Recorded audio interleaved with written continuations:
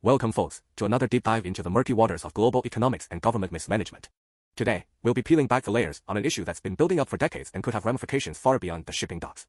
It's all about labor versus automation, a battle as old as the Industrial Revolution, but with stakes that have never been higher.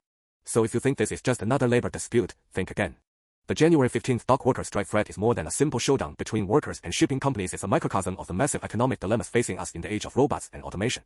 For nearly 70 years, dock workers have been central to America's role in global trade, ever since the introduction of the iconic container which revolutionized the cargo shipping industry. You know those giant metal boxes you see stacked on ships? At one time, those containers were a monumental technological leap forward. They slashed costs and streamlined global commerce, turning ports into bustling hubs of economic growth. But along with that came jobs backbreaking, skilled jobs that required human labor for loading, unloading, and logistical handling. Fast forward to today, and those very same workers, members of the International Longshoremen's Association, ILA, are facing the existential threat of extinction. Not by another company or recession, but by something far more ruthless: machines. At the heart of the dispute is automation, and the International Longshoremen's Association is pushing back hard. These are men and women who perform skilled tasks essential to keeping the U.S. supply chain alive, and as port automation speeds up across the world, fewer people are needed to man the docks. The ILA knows they are running out of time to protect their jobs, and they're asking the question that all workers have been asking since we first started dreaming about robotic helpers: what happens to us? Automation is no someday theory. It's happening now, and in the case of U.S. ports, the automation conversation is more intense than it's ever been.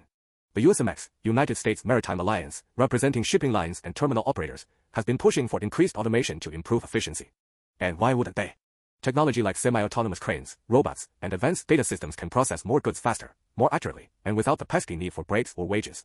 But here's where it becomes more than a workers' issue. It intersects with the economy, politics, and the future of American competitiveness.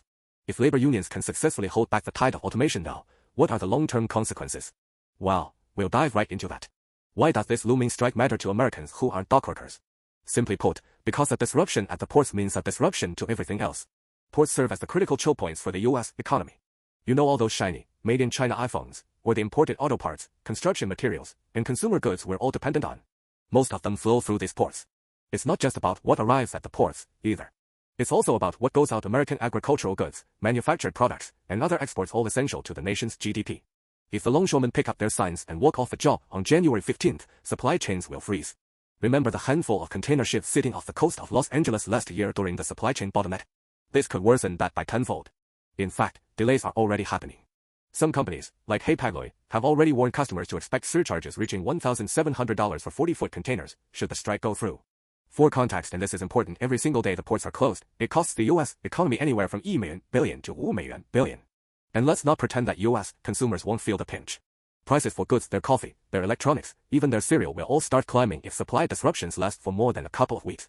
Now, some may argue that a few $1 billion lost each day is just a drop in the bucket for a $29 trillion economy. The usual refrain we hear from economists is that short-term strikes don't greatly affect GDP, industries weather the storm with existing inventories, and things go back to normal once workers return. But let's inject some real-world 2023 and 2024 realities into this thought experiment.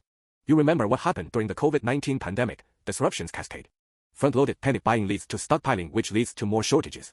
And suddenly, what was once a small disruption has spiraled into a much larger macroeconomic headache. Especially in a globalized economy like ours, small ripples can turn into tsunamis.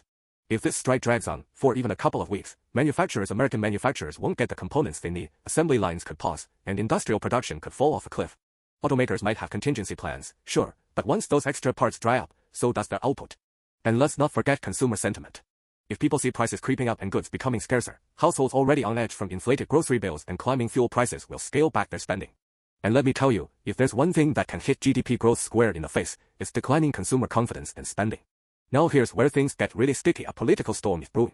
The president has the theoretical and legal tools to step in and prevent a prolonged strike. The Taft-Hartley Act allows the government to intervene in labor disputes by ordering workers back on the job if it's deemed that their strike would threaten national security or critical economic functions. But here's where the dilemma gets real for the incoming Trump administration. His legacy was built on a populist, pro-labor platform, and Donald Trump has explicitly supported the ILA's cause in the past.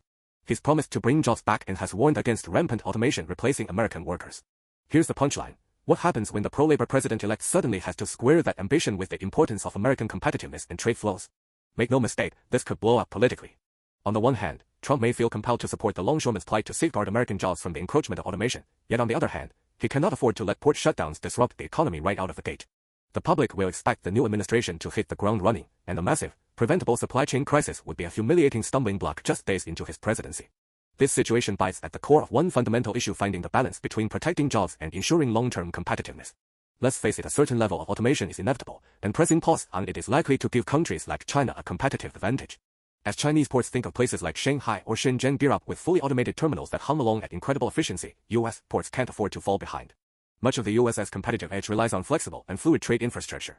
If the US maritime industry holds the line against this tech wave, it could eventually reduce long-term fluidity, hold back innovation, and risk the entire sector becoming a laggard. But what will happen to the 47,000 members of the ILA? Well, that's the million-dollar question. It's a matter of perspective. There's an economic argument for helping workers transition to new roles in a tech-driven future. But, as we've seen over and over again, retraining and transitioning workers is much easier said than done. Imagine telling a highly specialized 55-year-old cargo handler in New Jersey that they need to pivot into another sector, and you'll see how these solutions aren't always effective at neutralizing economic pain. This isn't just America's issue either, folks. Any significant slowdown impacts global trade. When consumer goods, electronics, automotive parts, and raw materials intended for global markets get stuck, international trade also suffers. Global shipping lines, from Maersk to MSC and Costco, all face cascading congestion if the U.S. side stalls. And let's not forget the mounting challenges in international shipping, already aggravated by factors like geopolitical conflicts, notably the Houthi attacks in the Middle East that have forced some ships to reroute around Africa, further tightening global capacity limits. We are truly at the intersection of a national issue with global consequences. Let's drive this home. This labor dispute is not some insignificant spat. It represents the broader tension between technological progress and outdated workplace models. The rise of automation is inevitable, no doubt about that. The real question is whether we, as a society, will manage that transition in a way that empowers workers or hits them with the full brunt of job losses. Thousands of American jobs hang in the balance, but more significantly, the future trajectory of U.S. competitiveness is also on the line. President-elect Trump, the ILA, and all the stakeholders have some hard decisions to make in the coming weeks, and the world will be watching. The stakes are high, and the clock is ticking. Buckle up, folks, we have a long, turbulent journey ahead. Thank you for tuning in. We'll be keeping a close eye on this developing story. If you want to stay informed about the twists and turns of global economics, trade wars, and everything in between, hit that like button and subscribe for more. We'll see you next time on another episode of Boss Economics World.